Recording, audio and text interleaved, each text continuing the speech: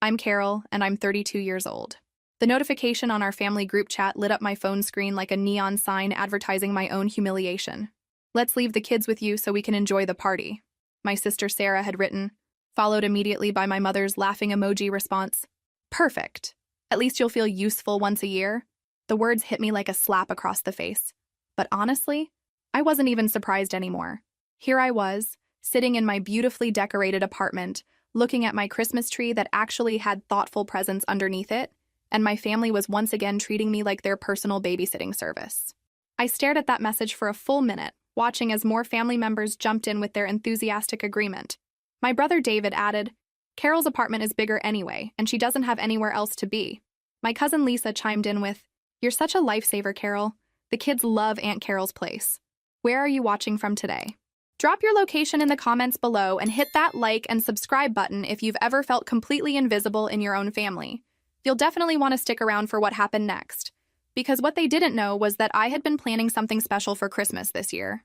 Something that would finally show them exactly how much their useful little sister was actually worth. As I watched those notifications pile up, each one another assumption about my availability, another casual dismissal of my own life, I smiled. They had used me all year, taken advantage of my kindness, dismissed my accomplishments, and treated me like the family disappointment. But this Christmas, they were about to get the surprise gift they truly deserved. I set my phone down gently on my coffee table, poured myself a glass of wine, and began typing the message that would change everything. My fingers moved steadily across the screen, crafting words that would turn their perfect Christmas plans into absolute chaos. The best part? They had no idea what was coming. Let me paint you a picture of how I became the family doormat. Because trust me, it didn't happen overnight. It was a slow, methodical process that started when I was about 12, and my parents decided that being the youngest meant being the most convenient. Every family gathering, every holiday, every celebration, I was automatically assigned child duty. "Carol's so good with kids," they'd say, as if being good at something meant I should do it for free forever. While Sarah and David got to enjoy adult conversations, wine tastings, and actual relaxation during family events, I was in the basement or backyard, managing their offspring like some kind of unpaid camp counselor. And here's the kicker: they never asked. It was always just assumed. Sarah would walk through my door, deposit her 2 kids with a diaper bag, and announce she'd be back later. David would text me on Friday nights asking if I could watch his son Jake because something came up. Something always came up when they wanted free childcare. The worst part wasn't even the babysitting, though that was exhausting enough. It was the complete dismissal of my own life, my own plans, my own worth as a human being beyond my usefulness to them. I had a demanding job as a marketing director at a tech startup. I had friends, hobbies, a social life that they seemed to forget existed the moment they needed something. Last Thanksgiving was the final straw that should have broken me. But instead, it just made me start planning. Sarah had literally handed me her screaming baby while she complained about how hard her life was, despite having a nanny 3 days a week. My mother spent the entire evening asking when I was going to settle down and give her more grandchildren, completely ignoring the fact that I was actively raising everyone else's children for free. But this year I had been documenting everything. Every last-minute babysitting request, every assumption, every dismissive comment. I had been building a case against my own family, and now it was time to present my evidence. They thought I was the weak link, the pushover, the one who would always say yes. What they didn't realize was that I had been watching, learning, and planning my exit strategy from their exploitation. The morning of Christmas Eve, I woke up with a sense of purpose I hadn't felt in years. Today was the day I finally took control of my own narrative, and honestly, the anticipation was better than any present I'd ever unwrapped. I had spent weeks preparing for this moment. My apartment was decorated like something out of a magazine, because unlike my family's chaotic holiday gatherings, I actually enjoyed creating beautiful spaces. I had invited my real friends, the people who valued me as a person, not as free labor, to spend Christmas with me. Jessica, my best friend since college, had immediately said yes when I told her my plan. "It's about time," she'd said, clinking her wine glass against mine. "I've been watching them treat you like garbage for years." Mike from my yoga class was bringing his famous lasagna. My neighbor, Mrs. Patterson, who lived alone since her husband passed, was joining us too. These were people who saw me, who appreciated me, who never once assumed I existed solely for their convenience. I spent the morning cooking, and for the first time in years, I was cooking for people who would actually appreciate the effort. No screaming children underfoot, no siblings criticizing my menu choices, no mother making passive-aggressive comments about my life decisions. Just me, creating something beautiful for people I genuinely cared about. Around noon, my phone started buzzing. The family group chat was coming alive with logistics for tonight's gathering. "What time should we drop the kids off at Carol's?" Sarah had written. "Should we bring anything, or is Carol handling everything like usual?" From David. My mother added, "Carol, make sure you have enough Christmas movies. You know how restless they get." I watched these messages accumulate, each one a perfect example of their entitled mindset. Not one question about what I wanted, not one consideration for my plans, not even a thank you in advance. Just assumptions built on years of my compliance. But today, their assumptions were about to meet reality. I opened the group chat and began typing my response, the words flowing easily because I had rehearsed this moment in my mind 100 times. The message I was about to send would destroy their Christmas plans and finally force them to handle their own responsibilities. My fingers moved across the keyboard with surgical precision as I crafted the message that would finally set me free.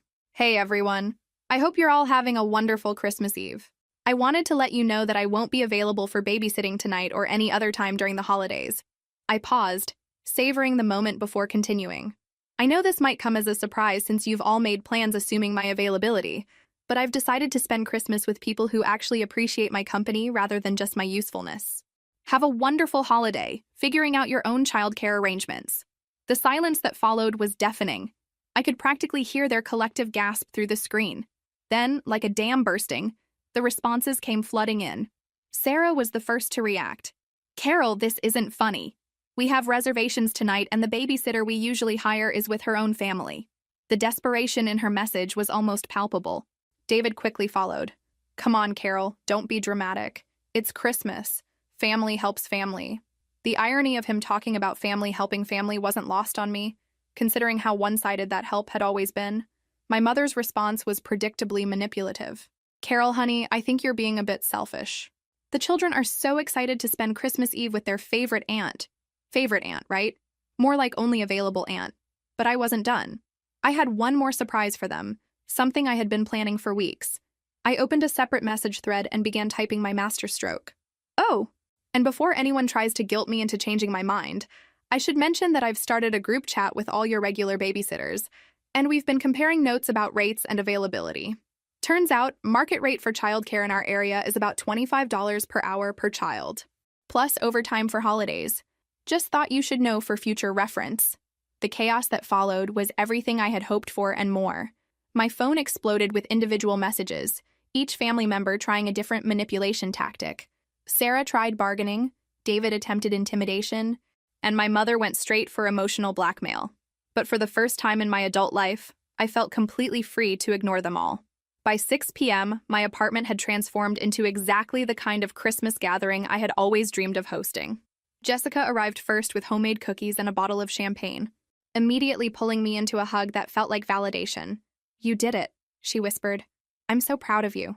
Mike showed up with his legendary lasagna and stories from his recent trip to Italy that had me laughing until my sides hurt.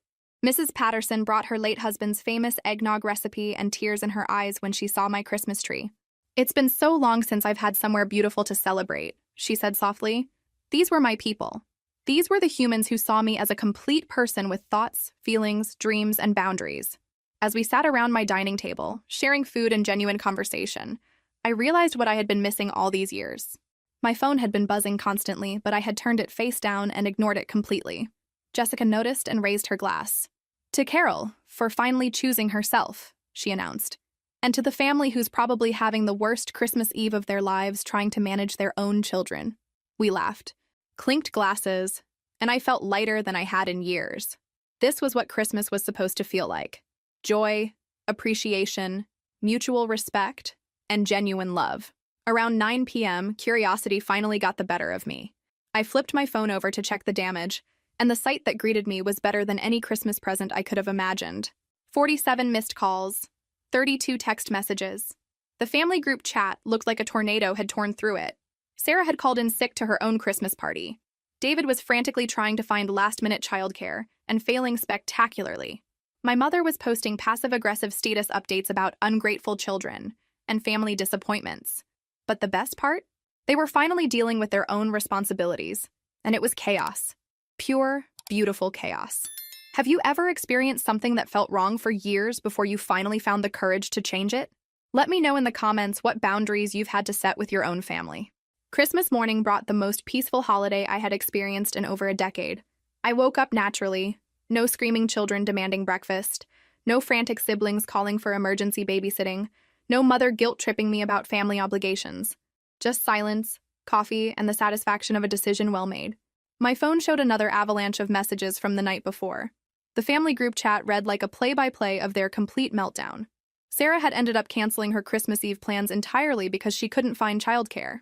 David had to leave his office party early when his usual backup babysitter demanded holiday rates he wasn't willing to pay.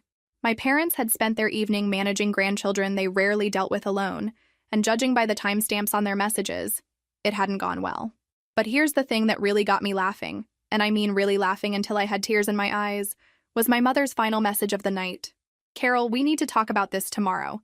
This behavior is completely unacceptable and very unlike you. Unlike me." As if standing up for myself was some kind of personality defect that needed correcting, Jessica texted me around 10 a.m. "Merry Christmas, you beautiful rebel. How does freedom taste?" I responded with a photo of my peaceful morning setup. Coffee and croissants on my balcony, no chaos in sight. The individual messages had started trickling in around noon. Sarah's was first. "Carol, I think we need to have a serious conversation about last night. What you did really hurt the kids." Always with the emotional manipulation through children, as if her poor planning was somehow my fault. David's approach was more direct. "You really screwed us over, Carol. I hope you're happy." The complete lack of self-awareness was almost impressive, but it was my mother's message that really showed me how little they understood what had actually happened.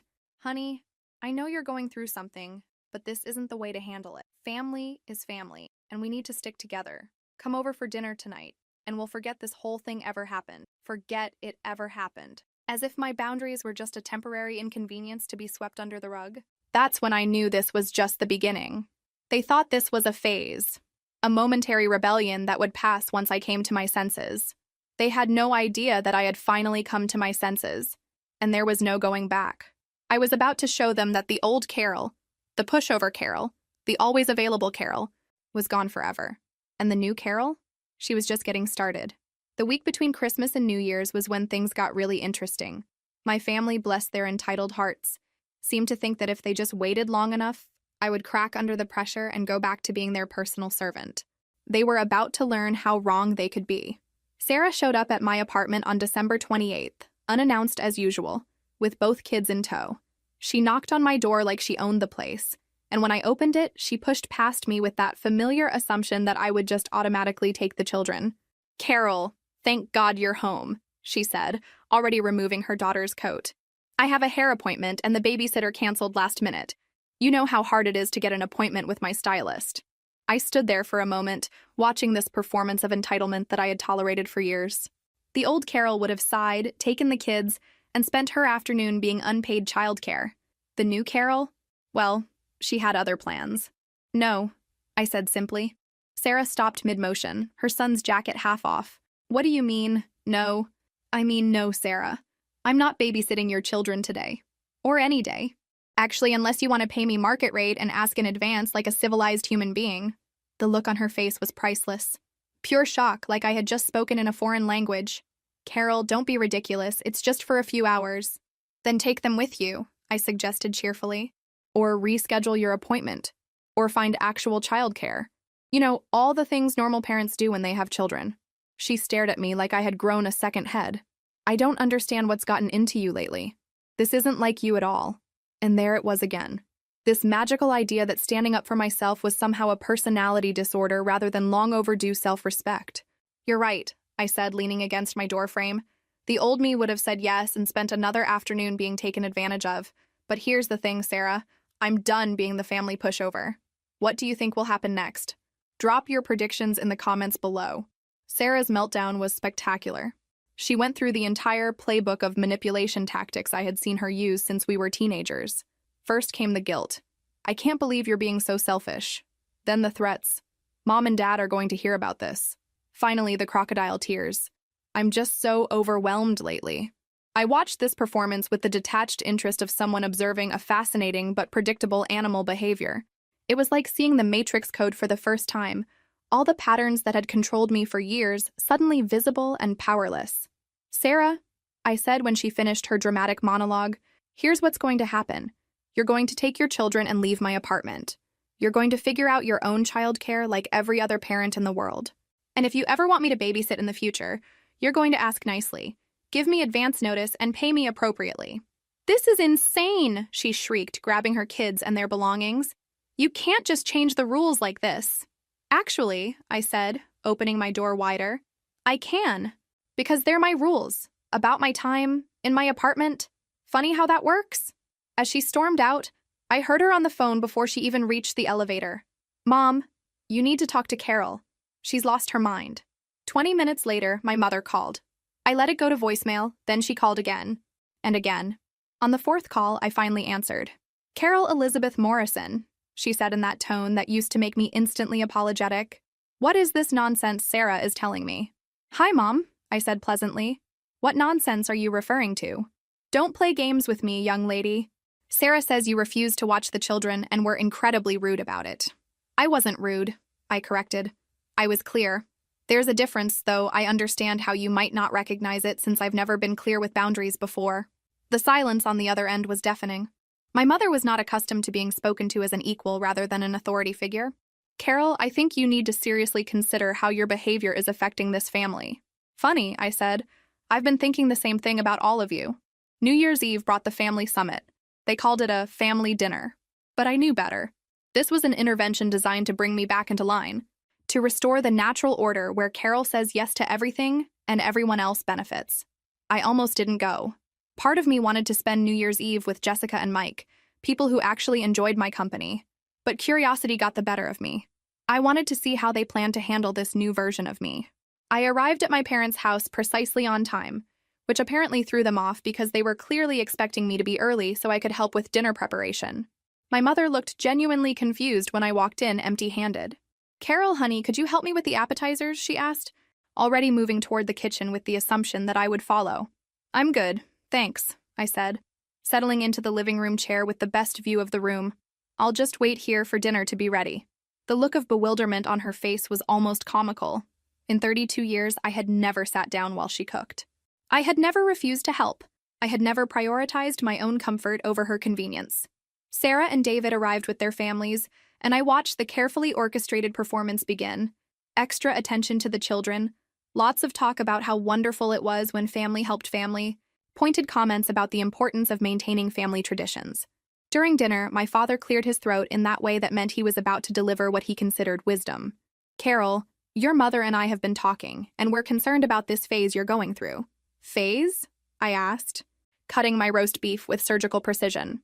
"This boundary thing," Sarah jumped in. "It's causing problems for everyone. Only for people who were depending on exploiting my boundaries," I replied calmly. "Funny how that works." David leaned forward with that condescending expression he had perfected in high school. "Look, Carol, we get that you're trying to assert yourself or whatever, but you can't just abandon your family responsibilities." I set down my fork and looked around the table at these people who had spent years taking me for granted. "What responsibilities, David? The responsibility to provide free childcare whenever you feel like it? The responsibility to sacrifice my own plans for your convenience? The responsibility to be grateful for the privilege of being used?"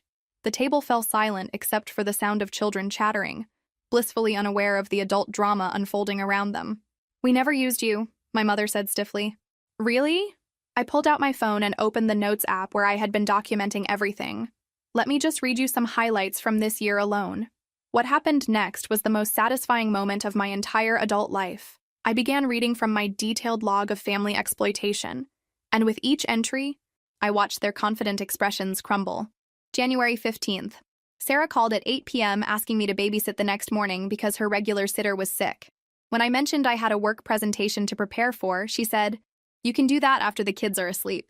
February 3rd. David dropped Jake off for what he said would be 2 hours. Came back 6 hours later, drunk, saying the game went into overtime and then they had to celebrate. March 22nd. Mom asked me to host Easter dinner because my apartment was more convenient, then criticized my menu choices and left me with all the cleanup while everyone else went for a walk. I continued reading. month by month, entry by entry. The uncomfortable shifting around the table was like music to my ears. They had no idea I had been documenting their behavior, and seeing it laid out chronologically made the pattern impossible to deny. October 14th. Sarah's exact words when I said I had plans on Saturday were, "What plans could you possibly have that are more important than family?" November 30th. David's response when I asked if he could find other childcare was, "Come on, Carol. It's not like you have anything better to do." By the time I finished reading, the silence was so thick you could cut it with a knife. My father was staring at his plate. Sarah was crying, though whether from shame or anger, I couldn't tell. David looked like he wanted to argue but couldn't figure out how to dispute documented evidence. My mother was the first to speak, her voice shaky. "We never meant to make you feel used." "Intent doesn't matter," I said quietly. "Impact does. And the impact of your behavior has been making me feel like my only value to this family is what I can do for you, not who I am as a person." "So what do you want from us?" David asked, and for the first time, he sounded genuinely curious rather than defensive. I smiled because I had been waiting for this question. "I want you to treat me like an equal member of this family instead of like your personal assistant. I want to be asked, not told. I want to be thanked, not taken for granted. And I want to be valued for who I am, not just what I can provide." "And if we can't do that?" Sarah asked, wiping her eyes. "Then you'll continue to figure out your own childcare and event planning," I said simply, because the old Carol, the one who always said yes, is gone.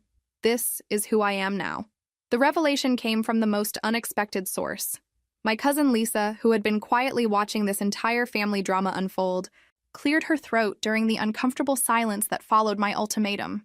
"Actually," she said slowly, "there's something you all should know about Carol." Everyone turned to look at her, including me. I had no idea what she was about to say, but something in her expression made my stomach flutter with anticipation. "Last month I was at a marketing conference in Chicago," Lisa continued, "and Carol's name came up during one of the presentations. Turns out the campaign she designed for her company just won a national award, a big one. The kind that comes with a $50,000 bonus and a promotion to senior director." The silence that followed was deafening. I felt my cheeks flush, not from embarrassment, but from the realization that Lisa had somehow found out about something I hadn't told my family. "Is that true?" my mother asked, her voice barely above a whisper. I nodded, suddenly feeling shy about my own success. "I found out 2 weeks ago. The promotion comes with a salary increase that basically doubles my income." "Why didn't you tell us?" Sarah asked, and for the first time in years, she sounded genuinely hurt rather than entitled. "When would I have told you?" I asked gently. "When you were dropping your kids off without asking how my day was? When you were complaining about your own problems without wondering about mine? When you were assuming I had nothing better to do than provide free services?" The weight of their collective realization was almost visible. Here they had been treating me like the family failure, the one who needed to be useful to have value, while I was actually the most professionally successful person at the table. "Carol," my father said slowly, "I had no idea. Why didn't you ever mention your work achievements?" "Because," I said, and this was the truth that hurt to speak, "I stopped trying to share good news with people who only contacted me when they needed something. What was the point of celebrating my victories with people who saw me as their backup plan?" David put his head in his hands. "We really screwed this up, didn't we?" "Yeah," I said simply. "You really did. But here's the thing about rock bottom. It's a solid foundation to build on." And for the first time in years, I saw something in their faces that looked like genuine remorse, rather than just frustration at losing their convenience. 6 months later, I was sitting in my new corner office looking out at the city skyline and reflecting on how completely my life had changed. The promotion had come with not just money and status, but with the confidence that comes from being valued for your actual contributions. My family relationships had undergone a complete transformation too, though not in the way any of us had expected. The honest conversation that New Year's Eve had been painful but necessary, like surgery that hurts but saves your life. Sarah was the first to really change. She started actually paying me when she needed babysitting, and more importantly, she started asking instead of assuming. She also began including me in conversations about her life beyond just her childcare needs. We weren't best friends, but we were becoming actual sisters. David took longer to come around, but when he did, the change was dramatic. He started inviting me to family events where I wasn't working, just enjoying myself. He also began asking about my job, my interests, my dating life, like I was a real person instead of a convenience. My parents struggled the most with the new dynamic. They had spent 32 years seeing me as the child who would always be available to help, and reframing me as an independent adult with my own priorities was difficult. But they were trying, and effort matters more than perfection. The biggest change was in how I saw myself. I had spent years believing that my worth was tied to my usefulness, that love was earned through service. Breaking free from that mindset had been terrifying but liberating. I started dating again, something I had avoided for years because managing everyone else's lives left no time for my own. I traveled, using my newfound financial freedom to see places I had only dreamed about. I made new friends who knew me as Carol, the successful marketing director, not Carol, the family doormat. But the most satisfying change was this. When my phone buzzed with family group chat notifications now, I felt curiosity instead of dread, because I knew that whatever they were asking, I had the power to say yes or no based on what worked for me. That Christmas message had started as a moment of rebellion, but it had become the first day of my real life.